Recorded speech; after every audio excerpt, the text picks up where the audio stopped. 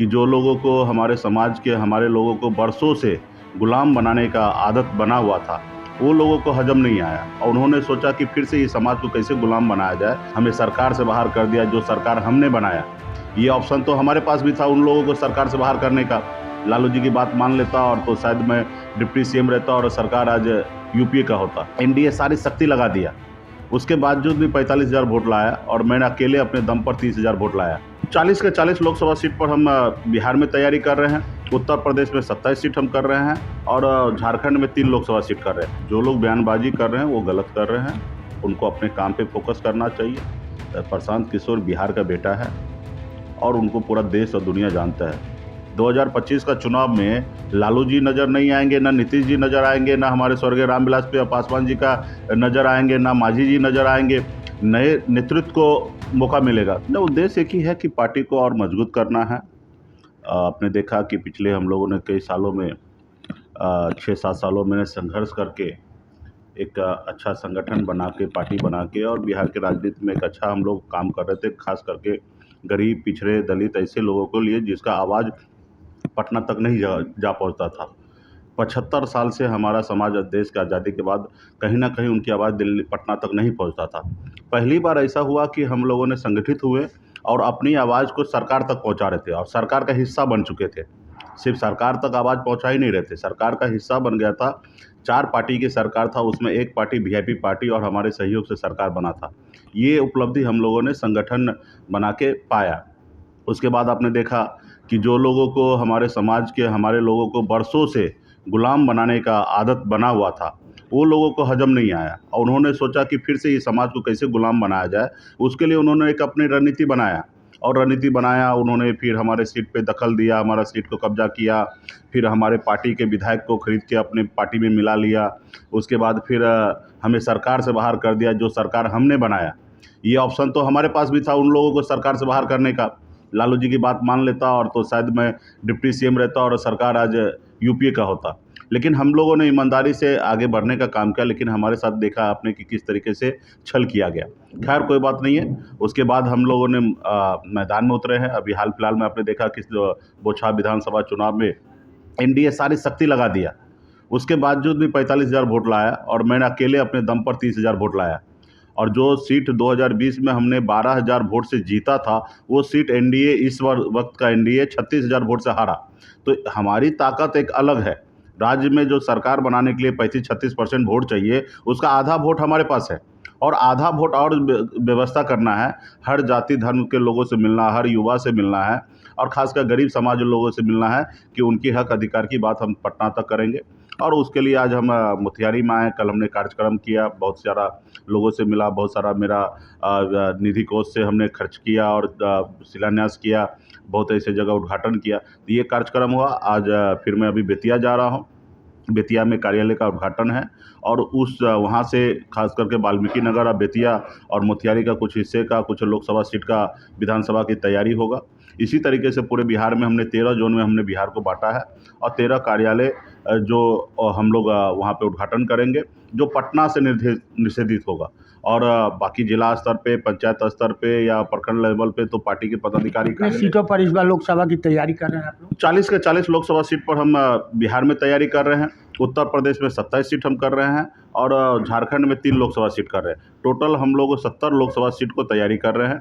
ऐसे तीनों राज्य में संगठन पे काम होगा मजबूती से, लेकिन हमने उत्तर प्रदेश में 27 लोकसभा का चिन्हित किया। तो मजबूती से अभी मेरा मिशन है कि जब हमारे पास 18% वोट है तो हम किसी पार्टी के पीछे क्यों घूमेंगे। लोग 3-4-5% वाले लोग बिहार में राजनीति कर लेते हैं, मुख्यमंत्री बन जाते हैं, लेकिन हमारे पास 18% वोट है।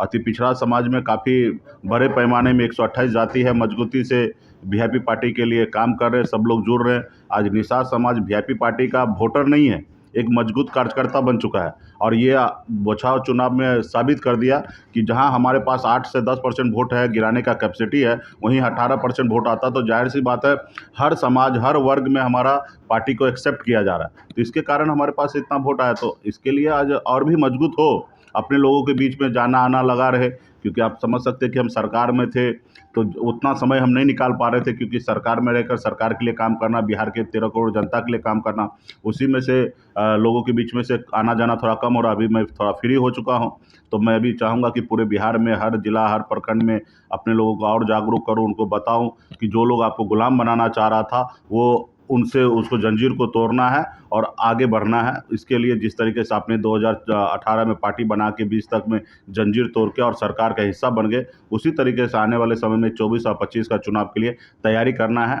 क्योंकि आपका अगर कल्याण होगा तो सिर्फ सरकार में हिस्सेदारी लेकर ही कल्याण हो सकता है, उसके अलावा इस धरती पे कोई विकल्प नहीं है।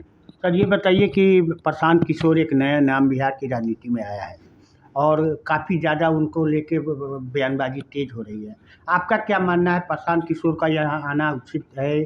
क्या क्या किस रूप में देखते हैं आप? जो लोग बयानबाजी कर रहे हैं वो गलत कर रहे हैं, उनको अपने काम पे फोकस करना चाहिए। प्रशांत किशोर बिहार का बेटा है और उनको पूरा देश और दुनिया जानता है। अगर उनके पास कोई प्लान है और बिहार आए हैं तो बिहार के 13 करोड़ जनता के बीच में जाने दीजिए, वो अपनी बात को रखने दीजिए। और सबका, उन्होंने कहा कि सबका कर्तव्य है कि बिहार आगे बढ़े, सिर्फ मेरे प्रयास से नहीं होगा, सबके प्रयास से होगा। तो जाहिर सी बात है, सब में सारे लोग आ जाते हैं, तो हम सब मिलकर चाहेंगे कि बिहार आगे बढ़े। तो प्रशांत किशोर जी अगर बिहार के बारे में बोल रहे हैं या सोच रहे हैं, कुछ भी कर रहे हैं, तो मैं तो उनको धन्यवाद दूंगा कि आप कीजिए। एक बिहार में विकल्प होगा, युवा के बीच में जो अच्छे काम करेंगे, अच्छे जिनका विचार होगा, वो निश्चित तौर पे बिहार में लीड करेगा। क्योंकि आने वाले जो जनरेशन है, ये तो मान लीजिए कि 2025 का चुनाव में लालू जी नज़र नहीं आएंगे, ना नीतीश जी नज़र आएंगे, ना हमारे स्वर्गीय रामविलास पासवान जी का नज़र आएंगे, ना मांझी जी नज़र आएंगे। नए नेतृत्व को मौका मिलेगा, तो नए नेतृत्व में जिनके पास क्षमता होगा क्यों नहीं काम कर सकता। तो मुझे लगता है कि जो लोग बयानबाजी कर रहे हैं उनको अपने काम पे फोकस रखना चाहिए। और प्रशांत किशोर जी अगर बिहार में अगर कुछ काम कर रहे हैं, लोगों को जागरूक कर रहे हैं, तो उनको मैं धन्यवाद देता हूँ। सर एक नया चीज़ है कि आने वाले समय में क्या चिराग पासवान, मुकेश सहनी, प्रशांत किशोर का एक कॉम्बिनेशन बन सकता है क्या, एक नई पार्टी, नया गठबंधन के रूप में? देखिए, आने वाले समय में क्या होगा उसके बारे में आज बोल देना उचित नहीं होगा, लेकिन आने वाले समय में बिहार का बेहतर विकास हो, उसके लिए जो भी कुर्बानी हमें देना पड़ेगा वो मैं देने के लिए तैयार हूँ। जितना झुकना पड़ेगा उतना झुकने के लिए तैयार हूँ।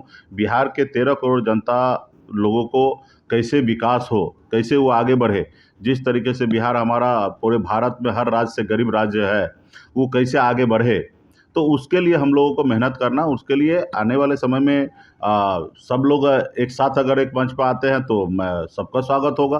तो ये सारी चीज़ आने वाले समय की बात होगा। अभी तो फिलहाल हम अपनी पार्टी को जनाधार बढ़ाने के लिए, पार्टी पदाधिकारी से मिलने के लिए पूरे प्रदेश में घूम रहा हूँ, और जो लोग बिहार के तरक्की के लिए काम करेंगे सबको शुभकामना देता हूँ। सर एक जातीय जनगणना फिर से मांग बढ़ने लगी है, जातीय जनगणना पर आपकी क्या राय है, क्या होना? मेरी स्पष्ट राय है, माननीय मुख्यमंत्री नीतीश कुमार जी के नेतृत्व में ऑल पार्टी मीटिंग हमने माननीय प्रधानमंत्री से जाके मिला। हम लोगों ने आग्रह किया है कि देश में जातिगत जनगणना होना चाहिए, जहां जिस देश में हर चीज़ की जानकारी है। आप एक मोटरसाइकिल खरीदते हैं तो उस मोटरसाइकिल का नंबर प्लेट होता है, गाड़ी खरीदते हैं उसका नंबर प्लेट होता है, एक हमारे पास पशु कितना उसकी गिनती होता है, हमारे राज्य में पेड़ पौधा कितना उसकी गिनती होता है, हमारे राज्य में कितना गेहूं का फसल हुआ, कितना धान का फसल हुआ, वो सारे आंकड़ा जब हमारे पास है तो हमारे राज्य में या देश में जाति क्यों नहीं जनगणना होना चाहिए, किस जाति किस समुदाय के लोग, किस धर्म के लोग कितने संख्या में, उनको विकास के लिए क्या रोड मैप बनाना पड़ेगा। तो जब तक आपको ये नहीं पता रहेगा तो आप क्या विकास का रोड मैप बनाइएगा।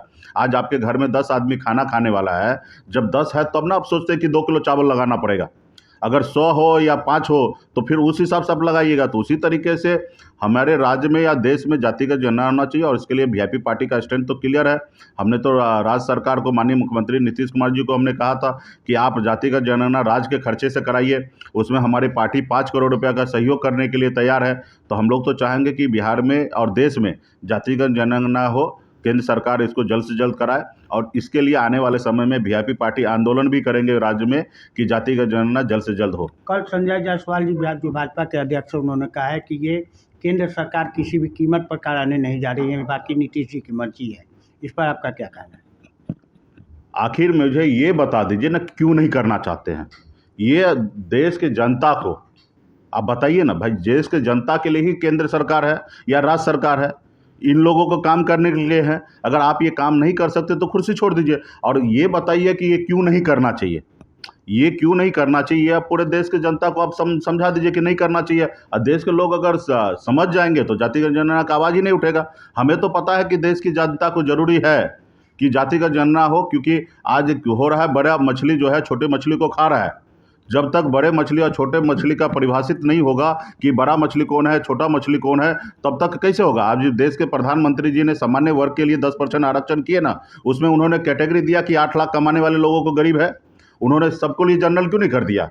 जो 80 लाख कमाने वाला उसको क्यों नहीं आरक्षण दे रहा है, क्यों नहीं उन्होंने बैरियर लगाया, क्योंकि वो जो सक्षम है उनको नहीं मिलना चाहिए। उसी तरीके से जब जातिगत जनगणना होगा तो इसमें सारा चीज़ डिफाइंड हो जाएगा कि आर्थिक आधार भी हो जाएगा, जाति भी हो जाएगा कि कौन सा जाति समूह में गरीबी में जी रहे हैं लोग। आज हमने देखा कि अति पिछड़ा के लिए हमने कर्पूरी जयंती पे हमने पेपर के माध्यम से हमने दिखाया कि हमारे अति पिछड़ा का पहले 96 जाति था, उसके बाद के सरकारों ने इसमें 128 जाति यानी कि तकरीबन 32 जाति को ऐड कर दिया, लेकिन कोटा नहीं बढ़ाया। और कोटा नहीं बढ़ाने के कारण ये हुआ कि पुराने अति पिछड़ा के जितने भी जाति है 18% की जगह उनको 8% आरक्षण मिल रहा है, और नए जो जोड़े गए उनको 10% वो लाभ ले रहा है। और उसमें ऐसे ऐसे मजबूत जाति जो लोग जुड़ चुके हैं जो खुद अपने आप में सबल है। तो मेरा ये कहने का मतलब है जब वो जाति इसमें जुड़ा है तो उनके लिए कोटा बढ़ाया जाए, और इसके लिए हमने 15% अति पिछड़ा कोटा में हम मांग कर रहे हैं कि उनको आरक्षण दिया जाए। इसलिए आज देश में आप कोई भी आरक्षण का पैमाना बना रहे हैं, आपने 10% सामान्य वर्ग को आरक्षण दिया तो क्या पैमाना बनाया, आपने 15% आरक्षण आपने दिया SC ST को, उसके लिए क्या पैमाना आपने बनाया, 18% अति पिछड़ा को आपने आरक्षण दिया, क्या पैमाना बनाया। भाई जनसंख्या के आधार पर ही आप बनाएंगे, और जब तक जनसंख्या गिनती नहीं होगा तो आप किस पैमाने पर आरक्षण को लागू कराएंगे और कैसे लोगों तक पहुँचेगा। तो इस सारे चीज़ें के लिए आप देखिए हमारे राज्य में आदिवासी नहीं है, तो कहीं ना कहीं आदिवासी का कोटा को कम किया गया, SC को जोड़ा गया। तो उसी तरीके से देश में जब तक जनगणना नहीं होगा तब तक सही आंकड़ा सही विकास भारत में दूर रहेगा।